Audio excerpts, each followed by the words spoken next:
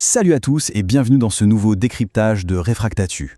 Aujourd'hui, on s'attaque à un sujet brûlant, la guerre de l'information.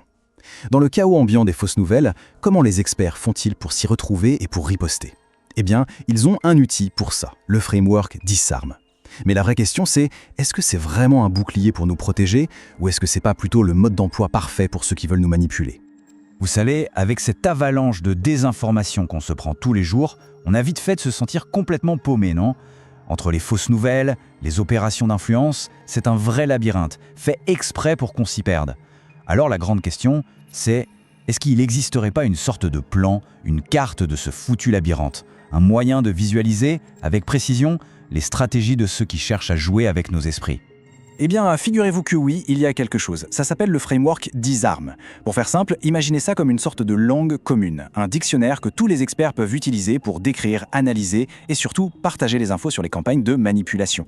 L'idée, elle est toute bête. Si on utilise tous les mêmes mots pour décrire le problème, c'est vachement plus simple de bosser ensemble pour le piger et bien sûr pour le combattre.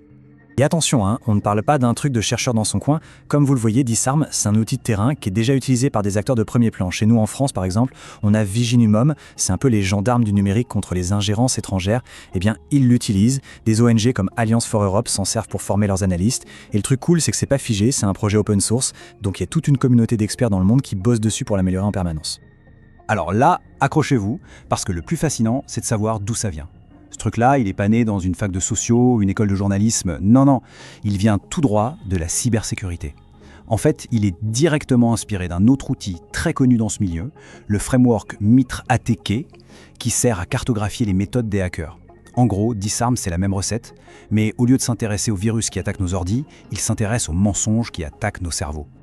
Donc vous voyez, c'est une évolution assez logique finalement. Au début, on a mis au point des cartes pour piger comment un hacker pirate un système, étape par étape.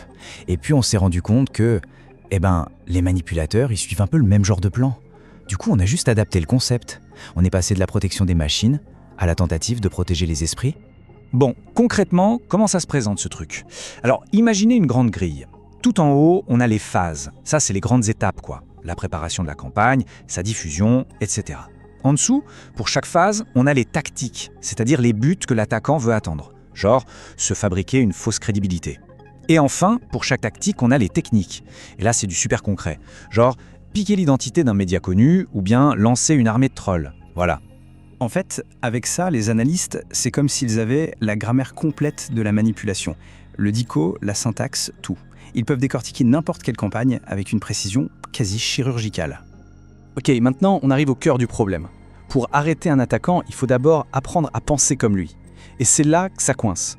Viginum le dit eux-mêmes, regardez. Ça décrit les TTP, c'est-à-dire les tactiques, techniques et procédures utilisées par l'attaquant. Vous entendez bien, le point de vue qui est pris, c'est celui de l'agresseur. Et c'est là, précisément là, que tout bascule. Alors la question, elle est énorme. Si on cartographie avec autant de détails le plan d'attaque de l'ennemi, est-ce qu'on est en train de fabriquer un bouclier ou est-ce qu'on n'est pas plutôt en train d'écrire, noir sur blanc, le guide parfait pour la prochaine manipulation de masse? Et en fait, la réponse, elle est dans la structure même de l'outil. Parce que Disarm, il a deux visages. Vous avez le Disarm Blue, le côté gentil, on va dire. C'est pour les défenseurs, ça liste les parades possibles. Mais il y a le Disarm Red. Et c'est celui-là, le plus connu, le plus utilisé. Et lui, il est sans aucune ambiguïté. Il est écrit du point de vue de l'attaquant. Son seul but, c'est de décrire avec une froideur clinique tout ce qu'un manipulateur peut faire. Et voilà, on touche au paradoxe total.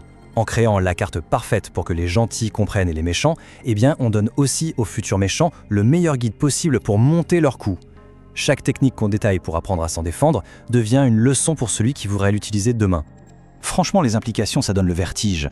Imaginez un État, un gouvernement ou même, des grands groupes médiatiques qui se serviraient de ça comme d'un véritable manuel, une recette pas à pas pour lancer des opérations de manipulation ultra efficaces. Au final, ce framework, il ne fait pas que décrire la manipulation, il la standardise. D'une certaine manière, il la professionnalise. Alors qu'est-ce qu'on fait? On jette l'outil à la poubelle? Non, surtout pas. Ce qu'il faut en retenir, c'est que comprendre ces méthodes aujourd'hui, ce n'est plus une option. C'est une question de survie numérique, tout simplement.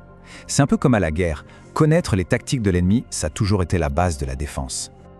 Mais ça nous laisse quand même avec une question un peu dérangeante pour finir.